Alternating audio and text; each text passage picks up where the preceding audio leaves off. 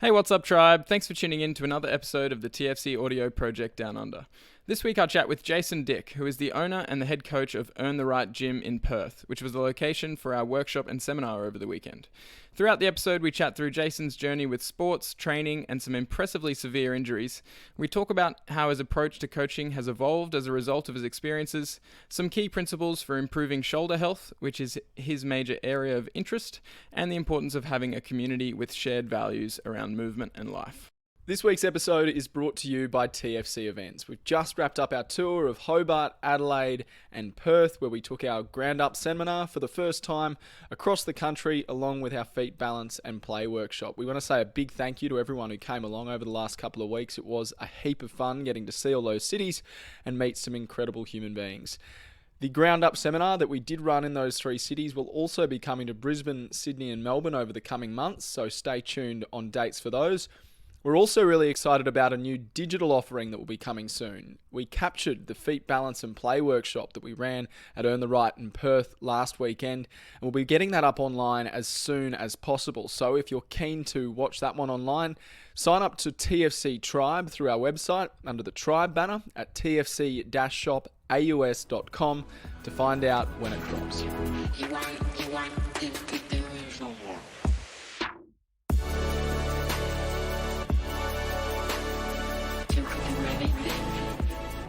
All right, so Jason, thanks so much for coming on the podcast, mate. No worries, thanks, James.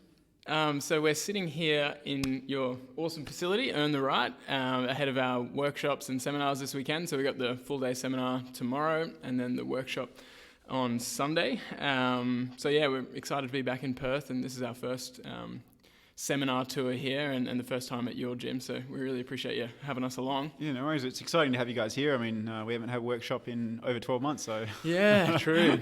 And people in Perth usually say, oh, no one ever comes to Perth for workshops. Is that a thing? Yeah, it is huge thing. Yeah, it's a bit of a decent way to travel, but I do really like the city, and we just, fortunately, it was supposed to be raining the whole time we were here, but fortunately today we got a good bit of sun and went to the beach, and the beaches are awesome. Nice, yes. Yeah. Perfect beaches. So usually I just like to start these off by you telling us a bit about yourself, like who you are, what you do, why you do it, like we were saying, just a bit of an elevator pitch kind of thing. Yeah, cool.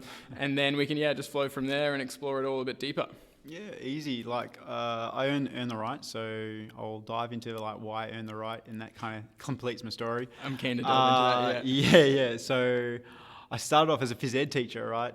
Did that after school, and then always on personal training since then, and then kind of got into teaching 6 months, and I was like, I don't really want to do that. So continued on with the personal training, and wanted to change lives and do all that kind of stuff, and got into, obviously, the bodybuilding style of training, which was, this is back in the 2000s now, before Instagram, before YouTube, it was all big, and, because... OG days. Well, there wasn't really many other modalities of training that you had access to back then. So for me, I was always a footballer, and I used to race BMX as well, so a power athlete, but also endurance running and football and skills and stuff. And when I was 15, I stacked my bike racing BMX pretty bad, and I had to go to hospital, thought I cracked my hips, all that kind of stuff. Jeez. So that then, unknowingly to me, that trauma caused a cascade effect of, like, for the rest of my life, in terms of when I tried to perform and push my body, I would have a little niggle or an injury or something pop up. And I'm always asking this question, why this now? Why this? What's next? So, after BMX, I gave that up, kept going with football, got a lot of injuries through football. And they weren't necessarily like impact injuries, they were just soft tissue stuff, just from overuse. I'm like, what's going on here? No one could really give me a clear answer, like all the people that I was going to see. And then gave up football, took up triathlons, did train for the Ironman, so the Boston Ironman, which is down south here, and did that, trained for that in 12 months, did that. Same process, got another injury to my shoulder when I was swimming. And just more injuries in terms of foot specific. I thought it was a stress fracture in my foot. Could have been a whole lot of other different things. Never really got it checked out, but it's been one of those things where, like, I'll have one thing go on, and then because there's so much going on for my body from the first trauma, that I kept training and building on top of, that if I go see someone, they'll just look at where that part is and not necessarily look at the whole system. So I'm very vigilant of who I see, and making sure that obviously, they're looking at everything and taking everything into consideration for whatever I was experiencing. And then after the Ironman, I gave up running and riding and swimming for a while and took up the bodybuilding thing, because I noticed I didn't have a lat on my left side when I hurt my shoulder. Took up bodybuilding and proceeded to got bigger and stronger. Yeah. And as you do. Yeah. I was 24, 25. You got to do it, right? And woke up one morning, lost use of my legs, spine subluxed. Seriously? So literally could not get out of bed. Whoa. So couldn't use my legs.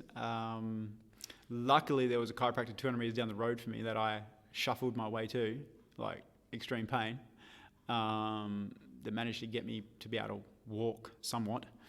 But yeah, it was an interesting experience that lasted 3 to 6 months of me learning how to confidently walk again. Wow. Whoa. Knowing that your foot is going to be there when you want it to be there, not just falling on your face. And at the same time, in that period, I lost use of my hand as well. So I was just doing a whole lot of strong lifting, heavy lifting, and just kept smashing my body more and more, and unknowing to me, just putting more stress into it, on top of all the injuries that I've already had. And I thought I was knowledgeable then, and I was like, you're always humbled by all that kind of stuff. So what did I do then? I gave up. I just gave up completely. Tried to leave the industry, and then 2 years later, after not doing any exercise at all, I then flew over to the US, because I was asking people all around the world, what's the answer here? What's going on with my body? But a lot of other people that I was looking at, same as you're trying to help people do a deadlift, and you're asking questions like, why can't they do this? Same for me with my body, and then flew over to the US a couple of times, and one of the coaches over there said, you got to earn the right to lift the weights, and it was like he just struck a knife through my heart, and I was like, that's what I haven't been doing. And as a 25-year-old male, you can't really be told what you're doing right or wrong.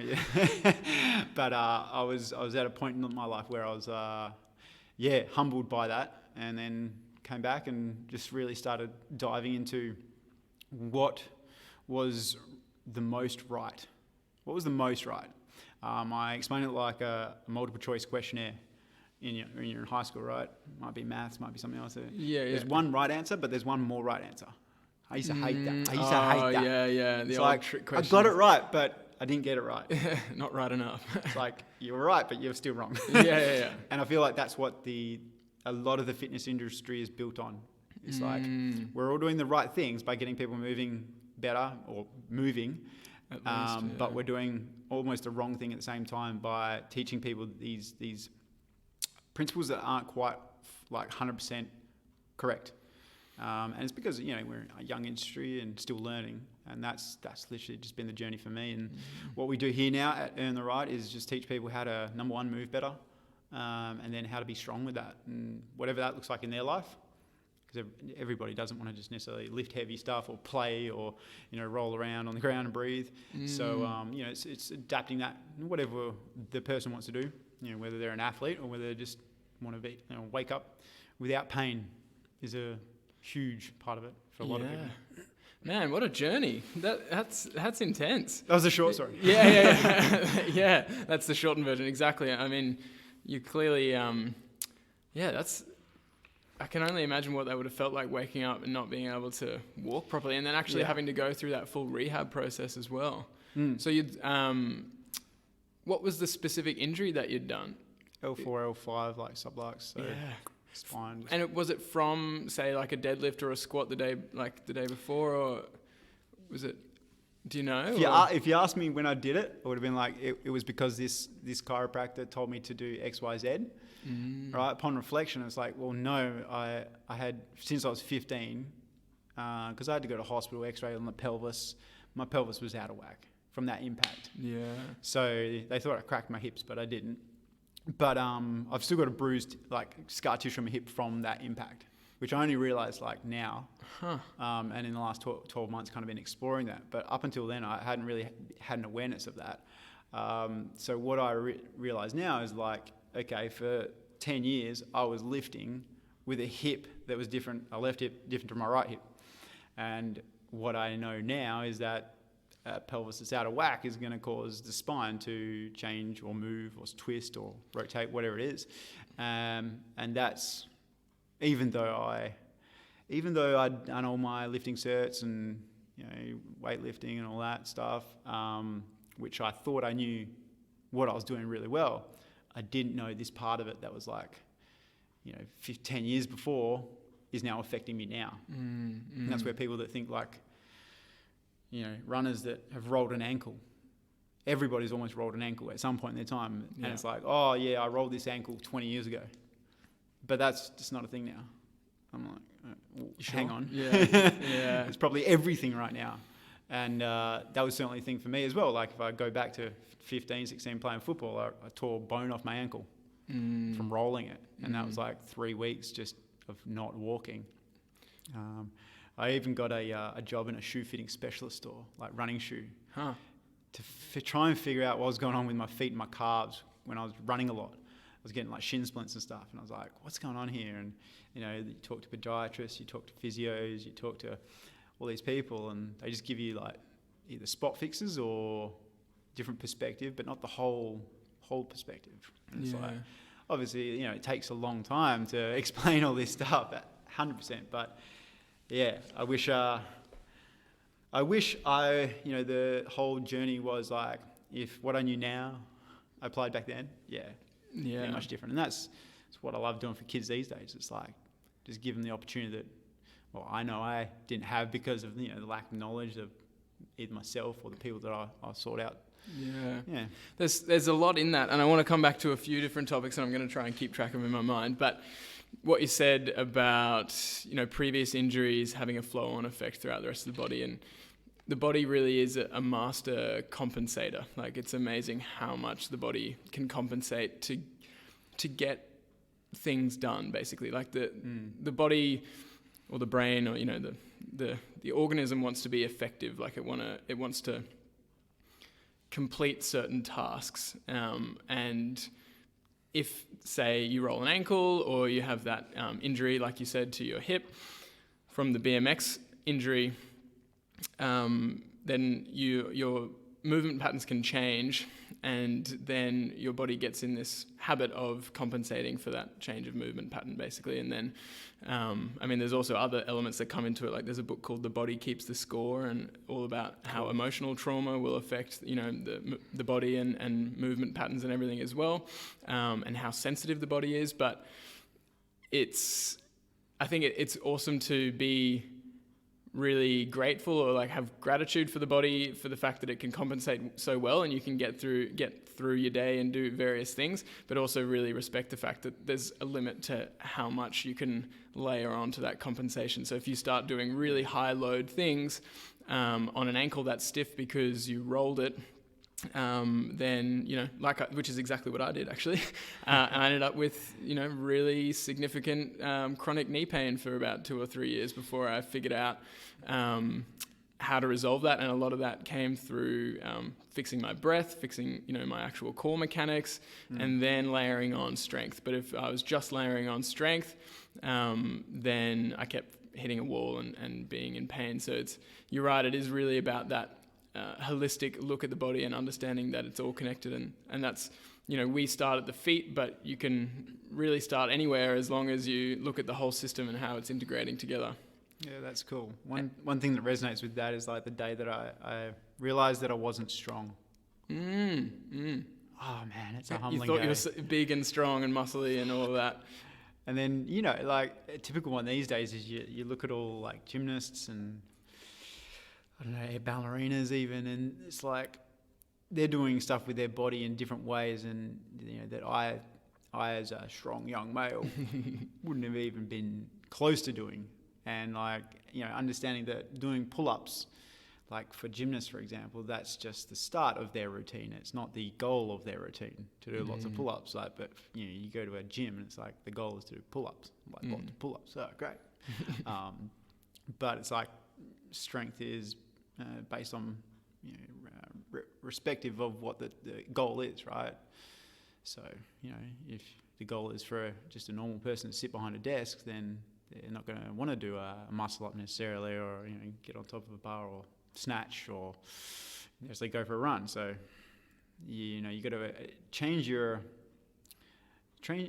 the way you enter the conversations and introduce movement, introduce strength, obviously, to different people based on where they're at, and make sure, well, from my perspective, I'm trying to meet them where they're at and then bring them on my journey, not necessarily take them down a path that is going to destroy them more.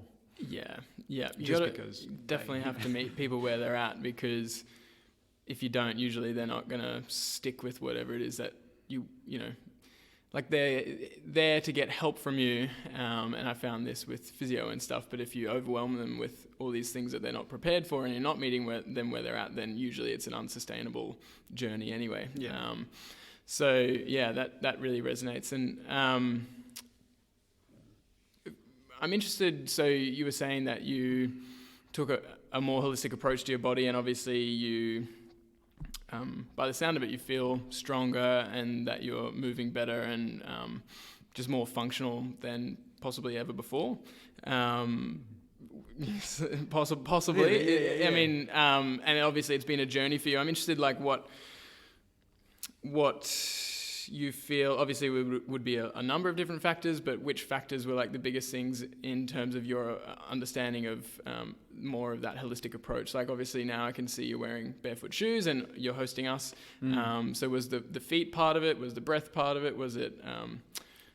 Yeah, there were a few big ones. I need to think back, actually. Breathing became a big part of it when... that was about a year before I dislocated my shoulder. That was the last part of it. Okay. Breathing, learning from powerlifters. Yeah. Because when you go to the extremes of human performance, if you look at what they do and how they do it, I mean, they have to do it right. Because there's no way you can get to their level without doing it right. Mm-hmm. Everybody who's tried to get to that level without doing it right will break themselves significantly along that journey. So the elite of anything in the world they're doing it right, well, to whatever right is. They're doing something right. They're doing something right. Yeah. They've got something together that at that point in time is the best in the world. Right? Yes. So that's where I learnt some breathing stuff from them. I learnt some breathing stuff from some BJJ guys. Mm-hmm.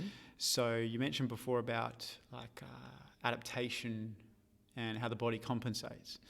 I'm always talking about adaptation and survival.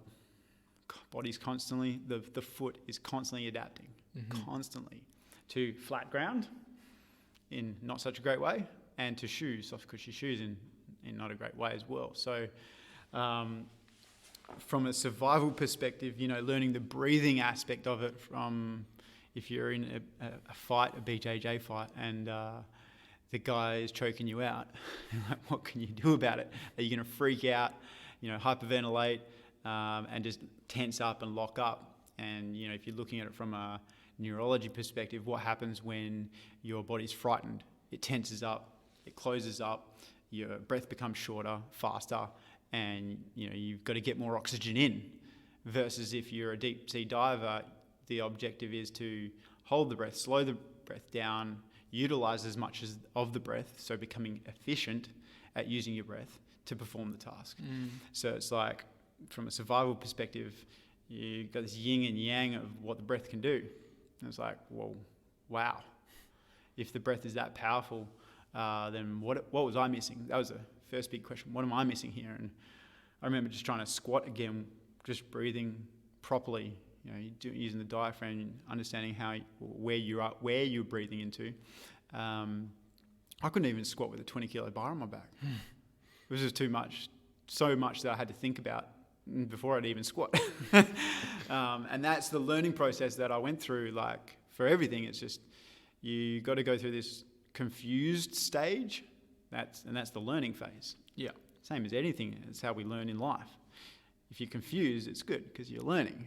It's painful because you don't get it yet. So that was like, breathing was a big part of it. The foot stuff, Where did I get that from the first? I think it was when I got on board with like some anatomy trains guys.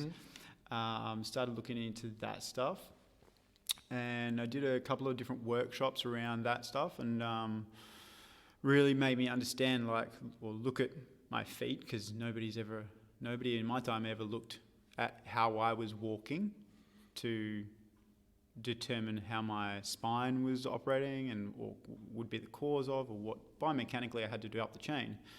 So I started, I read a book, also Born to Walk is a good one. Yeah. James I've got it. It's pretty in depth, that one. I love it. He draws on all the anatomy train stuff, but applies it to the gate cycle. Correct. Yeah. So it's like that. I remember I was reading it down south at Margaret River one day, and I'm like, wow, this is awesome. I can pick up these concepts and apply them. So it's simple enough for me to apply them, or first to understand them and then to apply them. So how he wrote that book was really to me, I was like, wow, this is cool stuff, and some simple stuff that you can apply there, and then just kept diving into that stuff, and especially with my feet, I've been really confused about my feet. Still confused. Oh, yeah. Just all that. I dropped a 12 kilo kettlebell. I didn't drop it. It rolled out the back of my car onto my big toe. So it was at 12 kilos onto my big toe. That stopped me from walking on my big toe for 6 months. Because I'd get nerve pain every time I tried to push off that big toe. And then I didn't realize that had also added to my stuff. A few years later, I was like, why can't I still bend that toe, or why do I still hesitate to use that toe when I'm pushing off?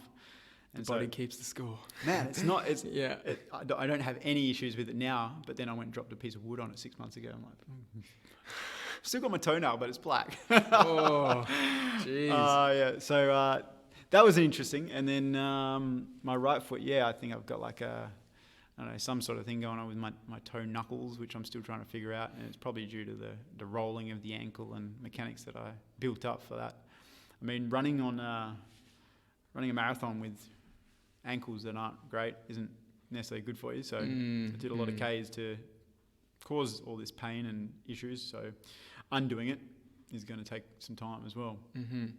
Let's chat about your shoulder, because you mentioned your shoulder dislocation injury. You've had a fair few injuries, haven't you? Possibly more than most.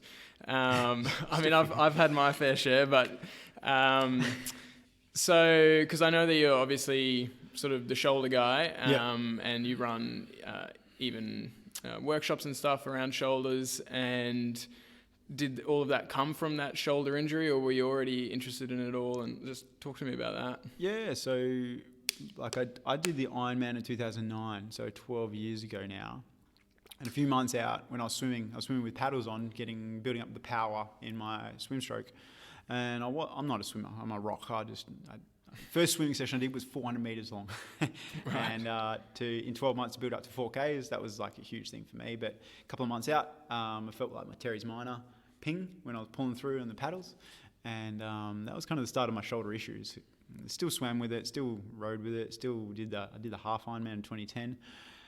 So you keep going, because that's what was drilled into me as well, and that's a mindset that we can talk about as well. It's no pain, no gain, right? Go hard or go home, and that was what was drilled into me just through my sports.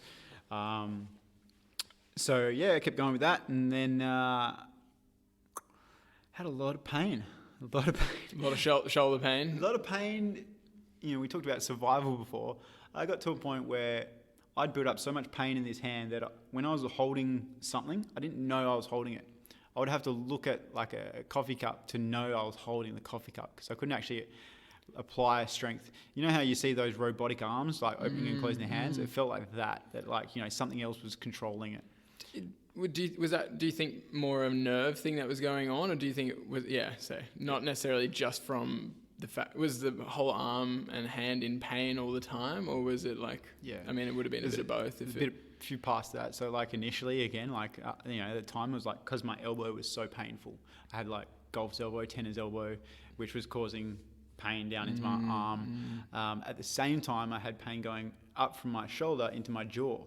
Yeah. So eating became non-enjoyable. I'm like, now this is becoming a survival thing. Yeah, I need to eat. I'm like, hang on, my shoulder pain is becoming a survival thing. So I was seeing chiros, I was seeing physios. None of them could really complete the picture. And 10 years later now, what I recognise is like, it was from when I was 15. I landed on my head in that crash, same crash. I landed on my head. It knocked me out. Yes, landed on the left shoulder and the neck at the same time. If I knocked myself out, and then they walked me off, which you're not supposed to do. Remember that the other day. Like you talk about nerve impingement and from the cervical spine, whatever trauma I did to that neck and the shoulder at the same time. When I started to really push it, like obviously the nerve signals weren't getting through somewhere in my arm, and that's where it starts off as either nerve and or fascial and or muscular, and it's a two-way street with your hand. So information that's coming from your fingertips up to your brain, if it's not going that way and it's not coming back out, then I was getting it at both ends. Some kind of nerve compression going on. Yeah. It started off as like that, and then even like bone joint. So like joint subluxation, just pushing my shoulders back into their sockets was a thing I used to do, or I can't do it very easily anymore. Like they're stronger now, but it's like it was really like painful experience to recenter my shoulder, the humeral head into the socket. So it's a common thing.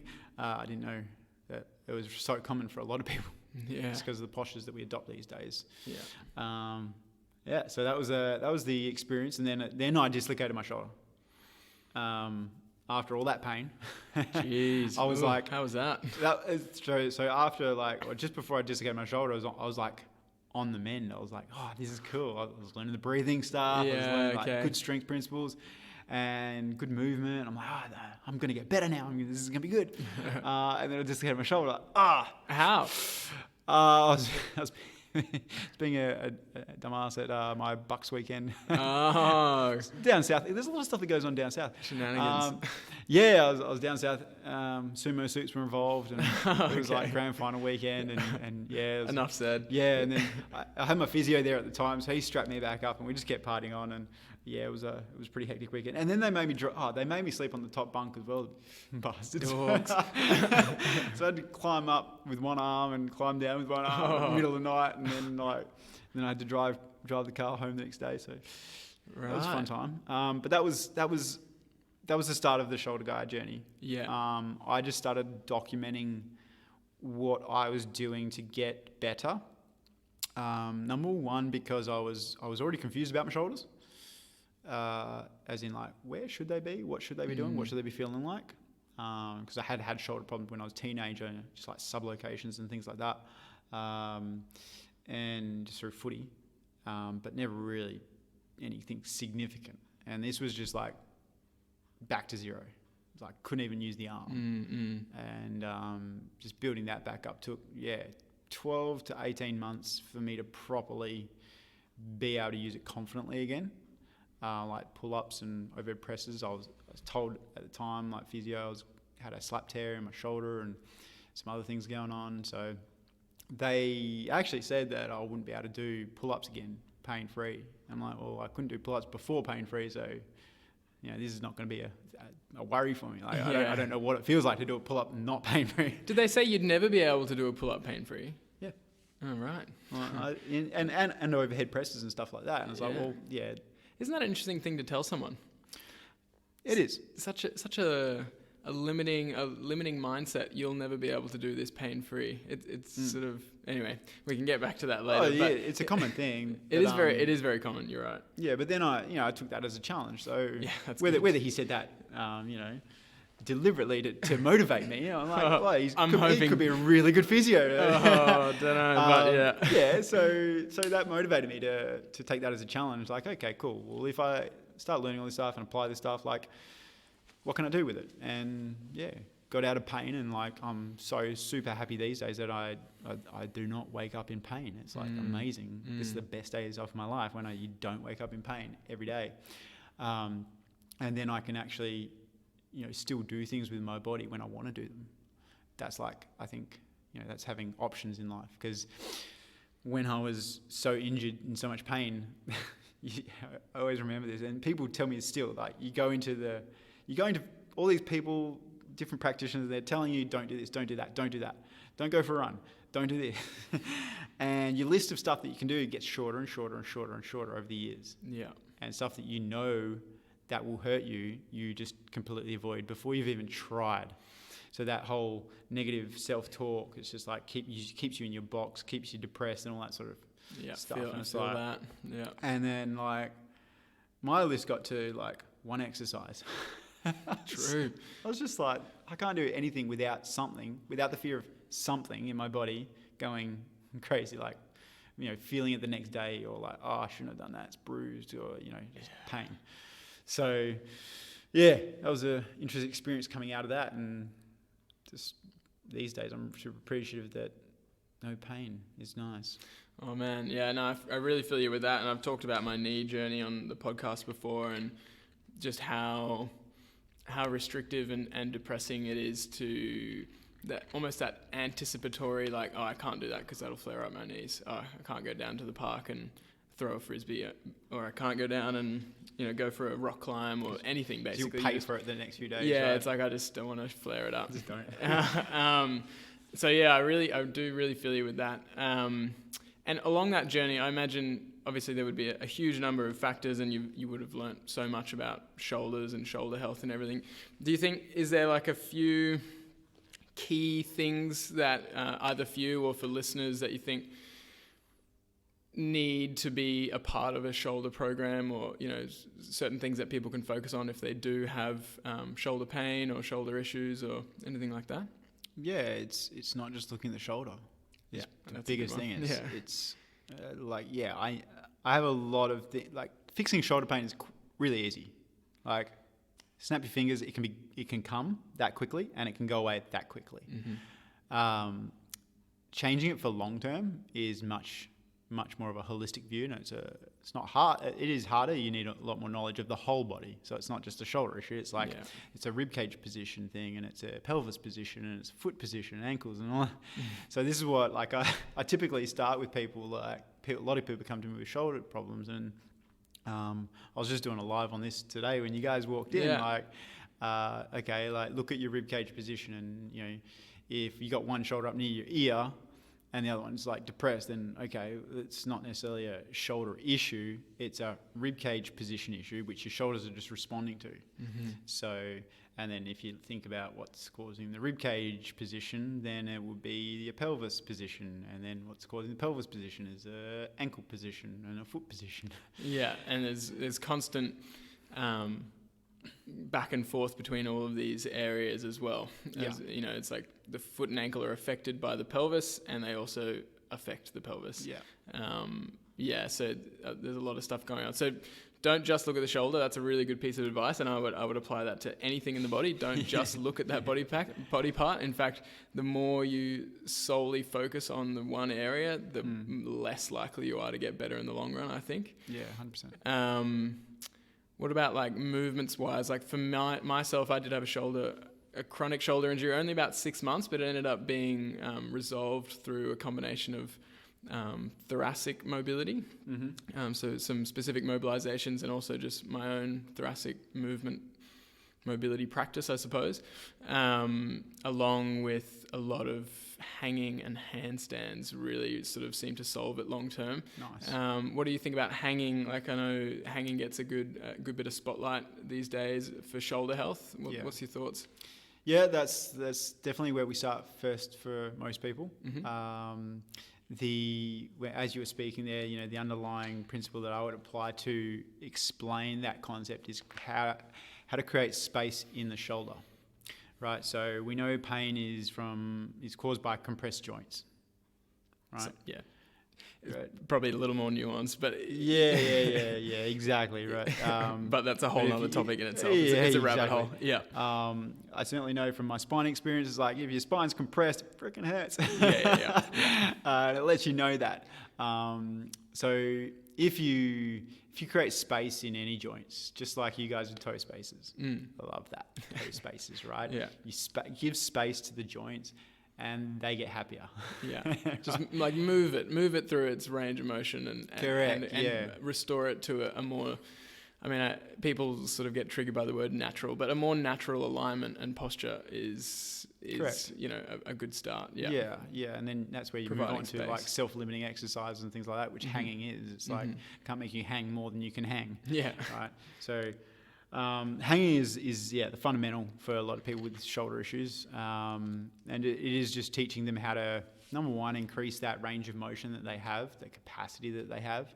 And then you work to increase that capacity short range and then long range. And then, as you build that awareness through that space, then the shoulder just changes how it operates. Like it's a wonderful experience. Yeah. Along with, thoracic spine and pelvis and everything. Yeah.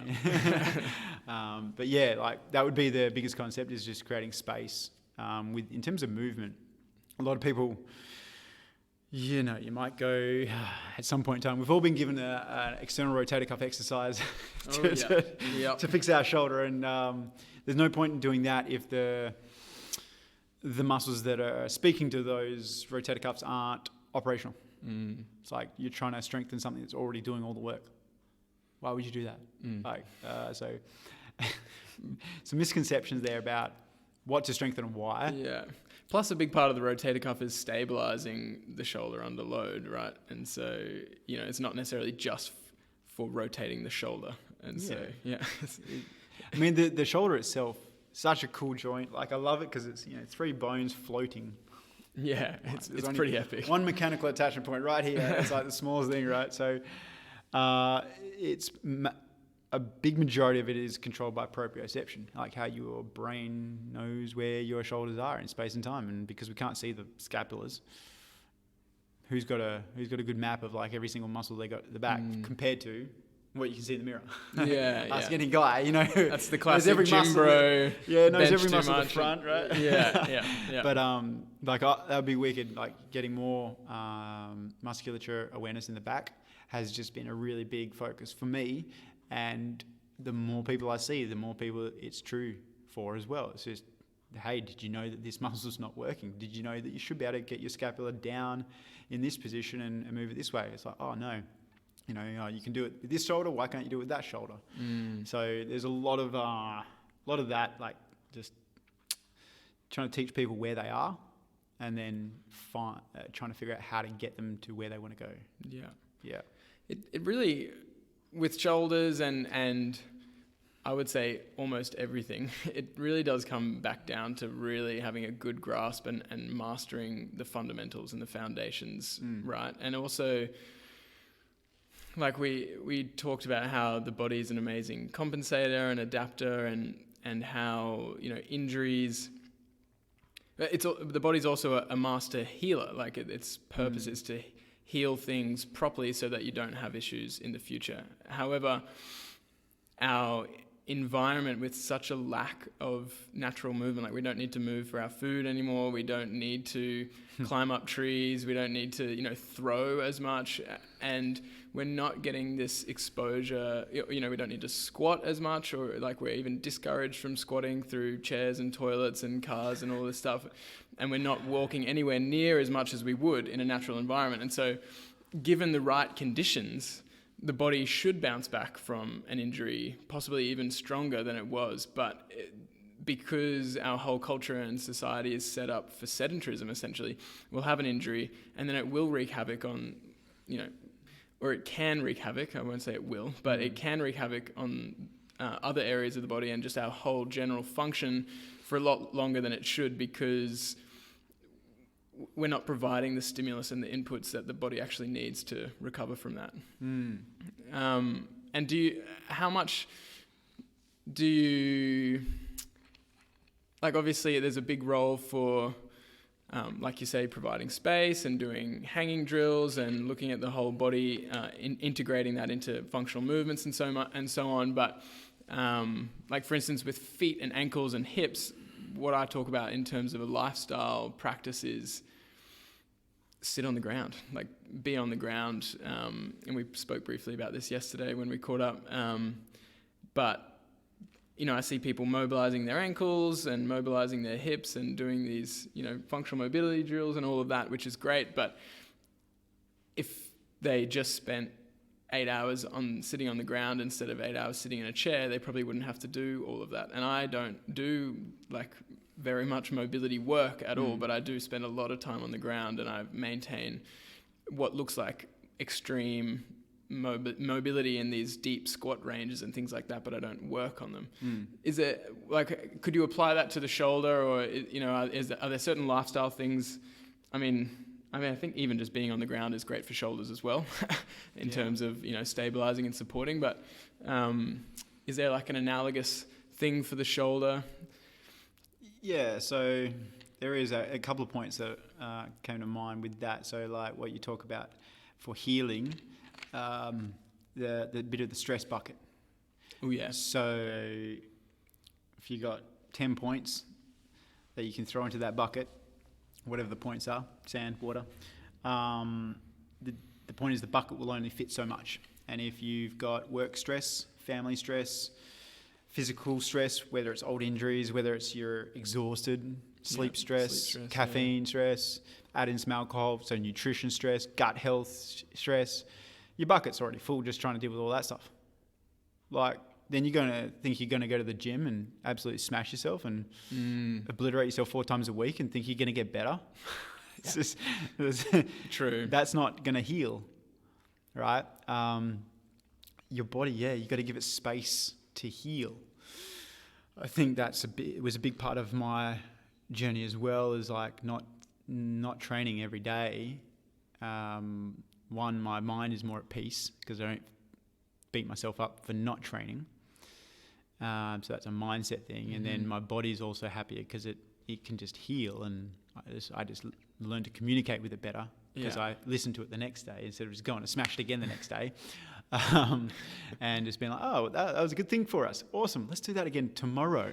Yeah. So, the old saying is train smarter, not harder. When you remove the stress from the system, I was actually speaking to this about my client this morning. It's like, if somebody goes and sits behind a desk every single day, then that's a stress to the system. It's a stress to the system because they're not moving, as you said. The body's built for movement. So if we're not moving it is a stress. Laying on a bed for a long period of time is a stress to the system. It starts to break down. So a lot of the process initially for people is to remove whatever is the main contributing stress to their situation.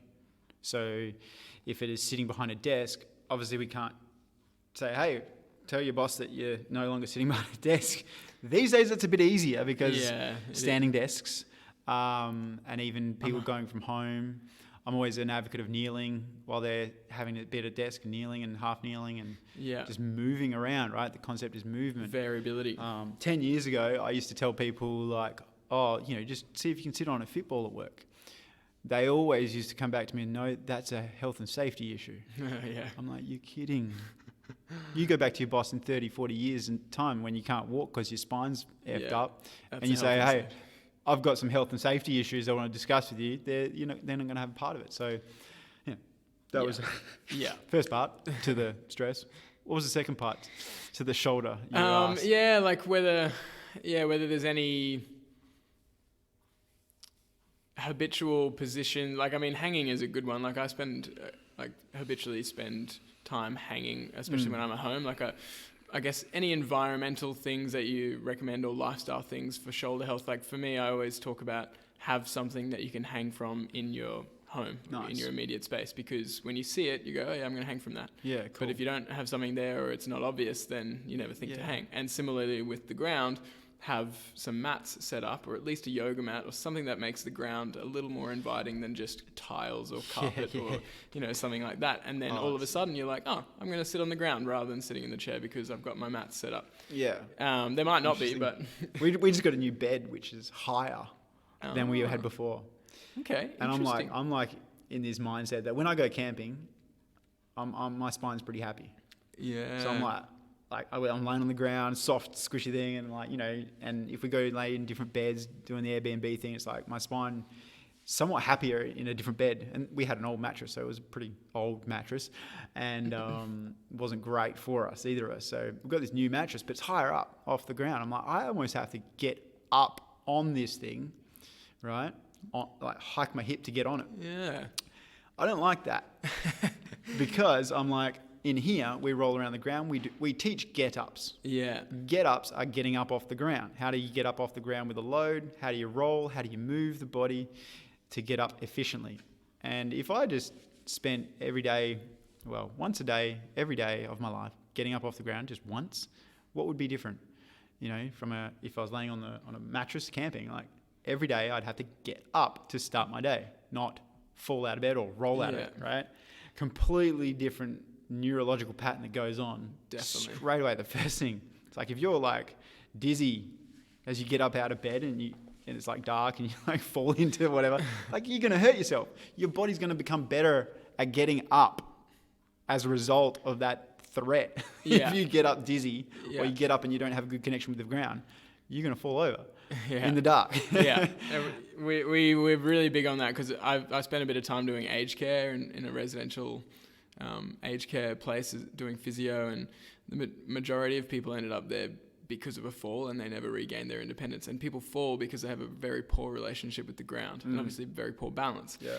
And throughout the seminar, it's a big thing that I'm very passionate about, is getting people more confident and comfortable moving and just living on the ground, and get-ups are a big part of that. And I suppose, there's hanging from in one sense of stabilizing in like an overhead position. I'm a really big fan of crawling and those sort of get-ups and rotational movements where the shoulder's stabilizing through, either a small little range into flexion extension, or even just through ranges of rotation through, like a Turkish get-up movement or like a tripod transition and things like that. So is that would form a big part of what you do as well, by the sound of it? So to go along with the handstands, right, you got handstands and the pulling or hanging. You got straight arm hanging, which is pulling, and then you got handstands, which is straight arm pushing. Yep. So, you can... Love both. Yeah, exactly. How I look to restore people's relationship with their shoulders is, first of all, get them to do both of those things. Just getting into a good hanging position for some people, full flexion of the arm overhead, that's firstly the challenge. So hanging might not even be a thing for 3 to 6 months sometimes. And even handstands then, building that capacity is probably the first really good foundation for people to learn from and to move from. I love kettlebell arm bars. I love using kettlebells. Used them for like the last 10 years. So arm bars, I might show you them later. And if you haven't already seen them. But yeah, they were kind of a savior for me, kettlebell arm bar. Okay. It can be done pretty poorly, but if you're trying to restore your shoulder health, lateral stabilization. So it's where you lay down. Laying down and sort of rotating the kettlebell, is that right? You're laying down on your side with the kettlebell out from you. Yeah, right? So okay. Your arm is vertical. Yeah. So the imminent threat is the kettlebell landing on your head. Yeah. So that's a good thing to prevent. That's where your shoulder has to. I like that, right? Yeah. And because I use the arm bar to rehabilitate my shoulder strength, my shoulder connection, my relationship with my shoulder. Knowing that literally there's a greater threat here. If I don't hold this up, there's a greater threat. It's like it's going to crush my head. So that was the exercise that I really used to build my relationship, like individual relationship, because hanging and handstands are like, I've got one guy, he doesn't know which shoulder is worse. So which one's the one that you're working from, right? You don't really know. So with the arm bar, you can work each shoulder individually and see what's going on there. Yeah, I get you. But I do like closed chain stuff where it's the ground stable, the bar's stable, and you just work from that symmetrically. They're probably the 3 basic things, and then a whole lot of sticker exercises. So all your building up all your scapular muscles is a big part of it, huge part of it, because everyone's strong at the front, short at the front, long and weak at the back these days. So just understanding how people should move. It goes back to like traditional style of training. So in the gym, what I was taught as a PT, I almost had to forget all of that. Yeah. Isn't that interesting? I haven't done a bench press for a long time, it's not because I don't want to build my pecs up, but I don't need to do that these days to my dad. But yeah, like traditional exercise and how they were taught, and for the means that they were taught as well. Like and it goes back to the outcome that most people are looking for when they enter a gym. It's like, I'm going to build my muscles. Yeah. I'm going to work on my muscles. It's like, okay, the muscles are just the last part of the system to work. They're the workhorses, controlled by all this other information that's going on or off. So, yeah, like people are doing all these old school exercises, you know, whether it's bench or flies or pull downs, or, you know, all on machine stuff. Yeah. And it's like isolated, repetitive, yeah, linear. just trying to get the burn. Yeah. Pump it up, you know. Yeah. Feel the pump. Yeah. And it's not teaching their brain anything. Yeah. Except how to make that muscle stronger in whatever that muscle is role. Its role. Yeah. And is in that muscle specific movement pattern? People talk a lot about releasing muscles and all this sort of stuff, and it's like, well, what if you release a muscle but its role is to hold you together because some other muscle isn't doing its role. So you're almost adding to your issue by if you release the wrong muscle, for example. Yeah. So it's like if you're in the gym and you got muscles that you're pumping up and getting stronger and stronger, and what about the muscles that aren't necessarily doing what they're supposed to do? But even it's like if you've got any scar tissue or injuries, or, you know, you rolled an ankle once upon a time and you're doing squats with 1-inch heels on and, you know, those squishy Nike shoes. Yeah. Oh, like, don't get me started. Car crash waiting to happen. Yeah, like that just is cringeworthy. You see people kind of squatting those, and it's like, what? Then their ankles don't know what they're supposed to be doing. They're just wobbling around. It's like trying to squat on a foam mat or something. Yeah. I should actually have some in here just to test people out. Yeah. Should I squat on this? Now try a squat on flat ground. What's better? Okay. Yeah. That's point proven. We actually did that the other day because it was cold. People kept their shoes on at 6 a.m. They kept them on just a little bit for the warm-up. And we're just doing like a balance exercise. They're like, wow, this is a lot harder. Yeah. Because they don't have minimalist barefoot shoes yet. And in I here, like the yet there. In here we're not. I don't normally say like they don't have to wear shoes. So a lot of people train barefoot usually? Yeah. Usually it's barefoot. Awesome. Because, well, although these days I can see what people's toes are doing, even if they are wearing shoes. Yeah. You know, you develop that eye. But yeah, like some people do try to hide. Well, they're not intentionally, but your toes are a big giveaway about how the rest of the system is about to do what it's going to do. Yeah. Whether it's going to fall over or whether it's going to be strong.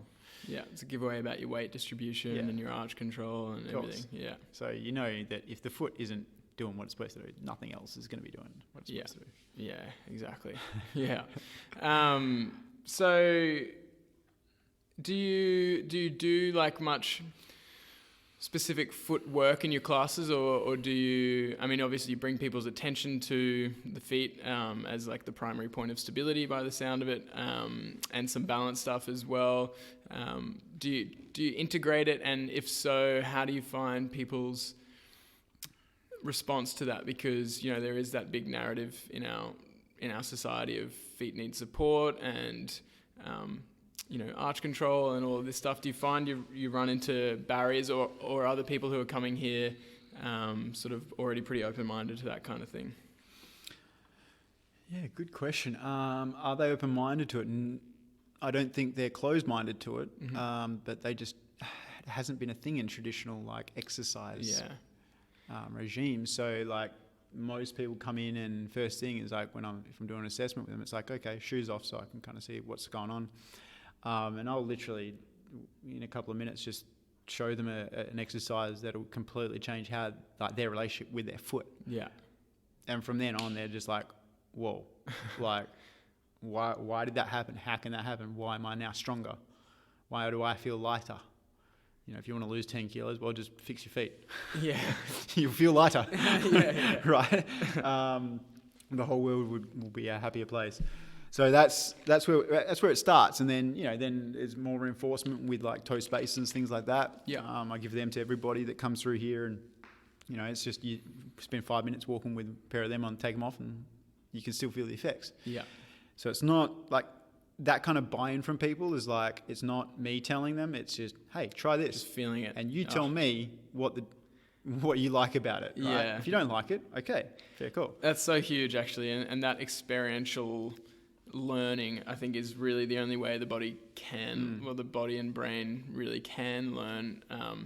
Like, even if someone tells you something and you believe it, you don't really know it until you feel it, I think. Yeah. You know, it's like someone trying to describe what avocado tastes like, and you're like, oh yeah, it sounds like it tastes really good, but you don't really know until you taste it. Yeah.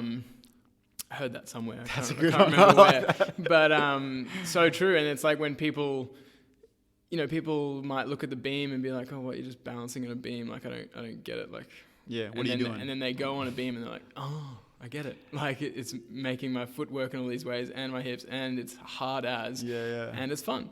But they don't know that until they get on, really.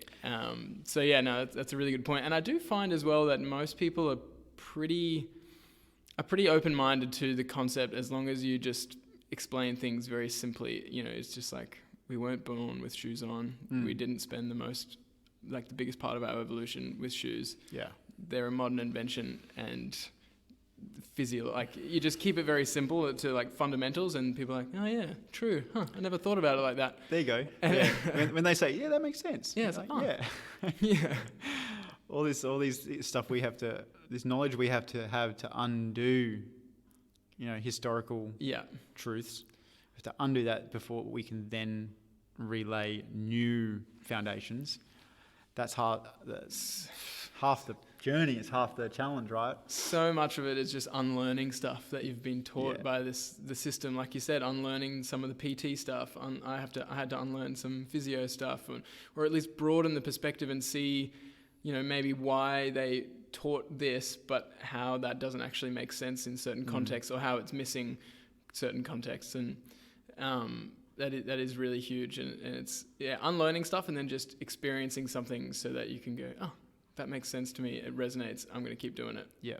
And that's the biggest part of, like, in here, when people come in and we start going through all this stuff, and they have those moments where it's like, wow, that makes sense. Yeah. And it's like, yeah, that's what it should be based on. But it's for a lot of people in the first 6 to 8 weeks of like movement or strength training, when they're trying to understand these concepts, it's like they don't leave here physically sweaty, but they leave here like neurologically fried. Yeah. Because it's just those synapses are just firing and wiring and just being challenged. And you're just like, what just happened? Yeah, because it's skill learning. It's not just working out. Yeah. I think that's the big thing, and what I really value a lot in places like this and approaches like yours is it's not just teaching someone to be strong. It's teaching them skills that can serve them for life and can also adapt to other things that they want to learn. Yeah, 100%. Their adaptability. It's skills and principles. Yeah. Principles that can be applicable to any situation. Mm-hmm. Although I really like thinking or telling people like, hey, although we do movement work, like we don't call it warm-ups, we call it preparation. Yeah. Prepare to do whatever you're about to do. Mm-hmm. And preparing to do a deadlift is going to be different to preparing to jump or run, right? So it's preparing the system in different ways. And why I've got responsibility on the wall up there is like, it's not so much responsibility, it's being response-able. Yeah. So like that. If you're in a situation outside of these four walls where it's an emergency or something, you need to act. You need to be able to respond. Can you? Mm-hmm. And that was a huge part for me in my life when I got to a point in life where I'm like, I'm helpless here. Hopeless and helpless. Because I was physically not able in a state to help anyone, not even help myself if I got into a situation. Yeah. So it's like, well, what is this what the rest of my life, 25-year-old, is this what the rest, 70, 80 years is going to be like for me? Hopefully.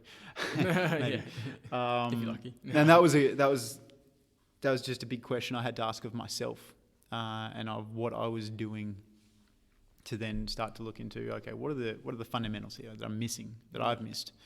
And that's where it starts. It's got to start there for everybody. Yeah, because no one thinks anything will happen to them, any kind of emergency situation will happen until it does happen. And then you've either got the response of, geez, I'm glad I was able to respond there, or geez, I wish I was able to respond there. And, you know, there's so many factors that come into that, but having at least a robust physical system with, you know, some confidence and things like that is a good foundation. You know, and inoculating yourself to a bit of stress here and there, and actually putting yourself in outside of your comfort zone regularly, so that when something forces itself upon you that is outside your comfort zone, then your nervous system doesn't freak out completely, and you can actually have, like you said, you can actually have an ability to respond. Yeah. I like. It's funny. The biggest issue I find is gardening. For people, that destroys people the most. Because they're moving for usually a couple of hours. Moving for a couple of hours, which is, number one, completely different from what they normally do. Yeah. And then in awkward positions, usually on the ground, which is, again, is different. Which they're not used to, yeah. Right? Then it's like either moving something, plants, pots, wheelbarrow, something heavy, moving dirt, moving awkward objects, which again, number three, they're not used to doing that. Yeah. I haven't practiced any of those things. I cringe when somebody says, "Oh, I was gardening on the weekend and then this happened." Yeah, no, you're right. That is classic. That is the amount of times people have come in for physio sessions. Oh, I was gardening. Yeah. You know, I spent a big day Back gardening. went out. Yeah. That's classic. Did a knee or did my shoulder. Yeah. So gardening's a funny one.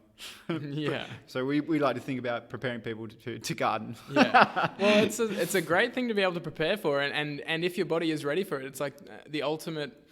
Well, I'm not going to say the ultimate, but it's an amazing movement practice, gardening, because you're squatting, you're lifting, you're moving on the ground, you're bending, you're you know, carrying, and and you're working in nature, in sunlight, in fresh air, and actually, you know, tending to something and caring for something. So it's an amazing movement practice, and you know, the most functional elderly people that I know, including my grandma, one of my grandmas, they've just gardened their whole life, and they just have gotten really good at gardening. And actually, there was one lady in the residential aged care place that I worked with. She was, I think she was 100, or she was turning 100 that year. And I was like, you know, we used to have good chats. She was very with it, very mentally with it. And I was like, you know, what's your secret? And she's like, oh, I just gardened a lot. That's awesome. And I was like, oh, it's so true. That is spot on. And, you know, obviously you had a connection with food, growing your own food, and, you know, all the things that come with that. But, I think that's pretty key. But also, I was just, speaking of stuff written on your wall, there's a few words there. And also I was looking at your... like code of conduct, the Earn the Right code of conduct over there. Yeah, and, okay. you know, lots of really good points on there. I don't know if you memorize it off by heart, but you don't have to read it out. But there was a few things that really popped out to me, and one of which was around cultivating self-awareness, that self-awareness allows you to solve problems. Mm-hmm. And also I noticed that there was 2 points, one at the top, one, well, not at the very top, but like, you know, one higher up and one lower down, and both said, I have fun. Yeah. There's actually 3 of them. Is it 3? I missed the third one. Oh, dear. And fun is written up in big letters on the left here, next to the Earn the Right logo as well. So we're obviously big on play at the Foot Collective at TFC. Like, a big part of what we want to do is make movement and balance and foot training more fun so that people actually do it. Yeah. And I do... That's a big part of why we like working with facilities like yours that are community focused, but also are not just about working out. It's about connecting and having fun, and also building that self-awareness. So, I mean, there's probably a lot in that, but I don't know whether you'd want to speak to that. I realize we're sort of coming up on time soon, but the self-awareness part is what's that about? I mean, the very first point on that is remove the ego. Mm-hmm. Right, leave the ego at the door. Right, and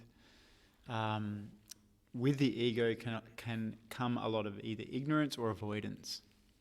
So either ignoring pain or avoiding pain. Yeah.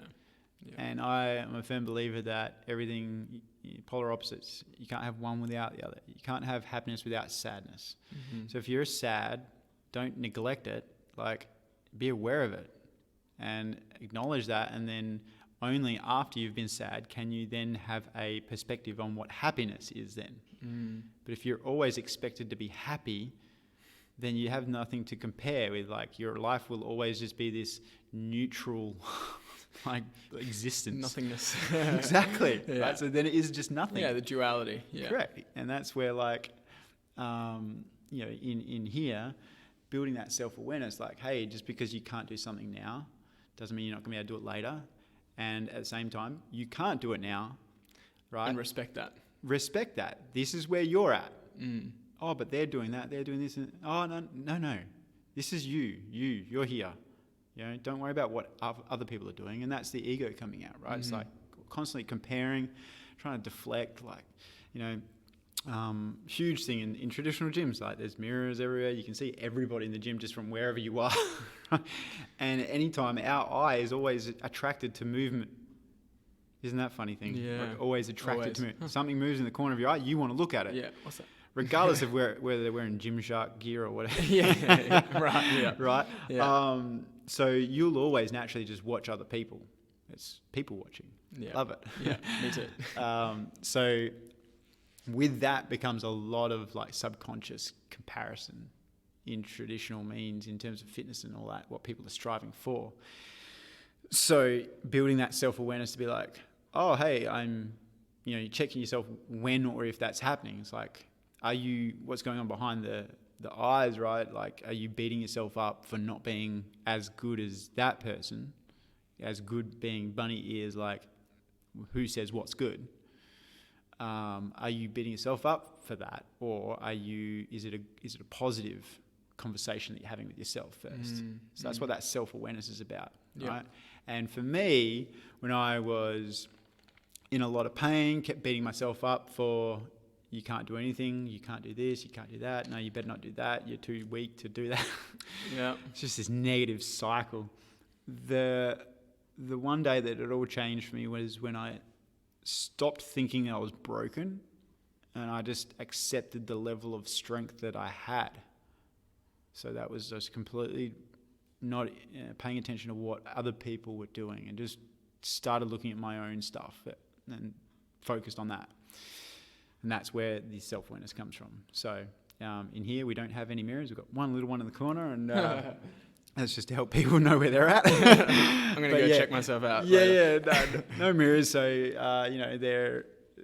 you don't have all that stuff going on. The fun part comes in with, like,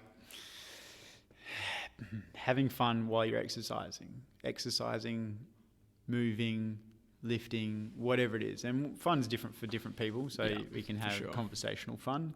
We can play jokes fun. We can play games fun. Monopoly. Exactly. People's fun is different. Like, we'll have a birthday party and people are like, why can't we just go to the pub? Yeah. I'm like, no, we're going to do something. We're going to go, like, play golf or do something.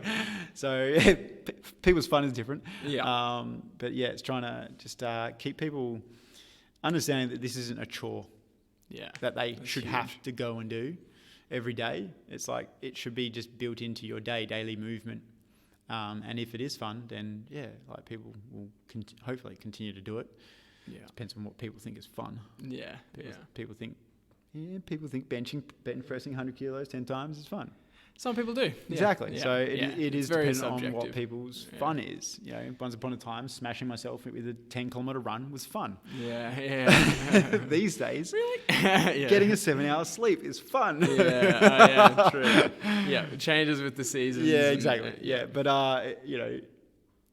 it does change through people's lives as well, because as they grow and evolve, then fun does become different, which is cool as well. Yeah, but movement really is. Like, there are a lot of different ways to have fun, but movement really is, I guess, like the origi-dig, like, in terms of play. Like, kids, like, I like to use the analogy, like the example of, if you put a bunch of kids without their devices, put them in a natural setting, and you leave them to their own devices, not their iPads and stuff, but they just have nature there, they're just going to start moving around. They're going to chuck stuff. They're going to climb trees. They're going to, do this. And our bodies reward us, our brains literally reward us with chemicals, like reward chemicals that make us feel good for moving and playing and connecting. And so, you know, when you combine all of the above into a facility and a community, like what you've got and like what we're building with TFC, it's a very powerful medium for people to improve their health in a way that isn't a chore, because health is so seen as this chore, as this like, oh yeah, I should be healthy, I should go and exercise, I should do this. And it's like, no, I want to go and play in the park with my friends, and shooting all over it. Yeah. Right. Yeah. But well, actually, we do have to wrap it up now. We've come up on time. I'm sure we could have chatted for a couple of hours, but absolutely. Might have to do a follow-up one next time. I usually say that to all the guests because it's so true. Like if you're like-minded with someone and you've got similar journeys or even different journeys, then you could just talk about stuff forever. But we'll wrap this one up here. I guess, little sign out of just what's the best place for people to find you. Instagram. Yeah, just Instagram is probably the easiest and best. That's where I put out most of my content. Sweet. Just Instagram. So you've got, and Instagram is Earn the Right.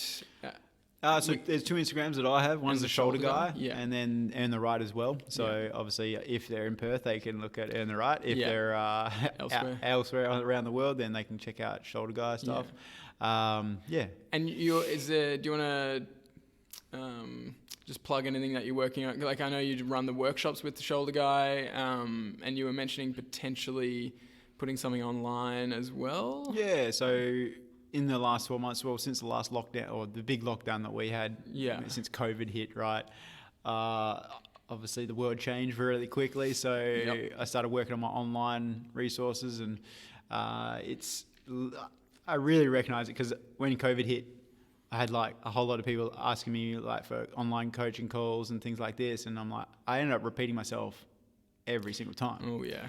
I'm like, I can't keep doing this for the next 10 years, so I put it all online, and basically everything that I take people through, right from the foundation, breathing mechanics and rib cage position, all that sort of stuff, it's all in there now. So I've built that online course and just about to launch it. So hopefully it'll launch in July. Sweet. Oh, that's soon. Yeah, I've just got a few more, there are a few more of the promo videos to put together, which, when I get a spare hour, I can try to get it done. So, and that's, I'm super excited for that because it's going to help people that are asking those questions. Yeah. They're like, why am I still in pain after I've done all this? It's like, why am I still having this issue? Yeah. And hopefully this is going to have the answers. For a lot of people. So best place to follow along for that is the shoulder guy? Yeah, shoulder guy, Instagram. Yeah. And if people are in Perth and they want to come down and check out what we do at Earn the Right, then by all means, just reach out through either Facebook, Instagram. Social media is easiest. Or the website, you can go there. It's old school too. Cool. We'll link all that stuff in the show notes anyway, so it's easy to find. And man, thanks for the chat. No worries, man. Thanks for tuning in, everyone. Catch you next week. See ya.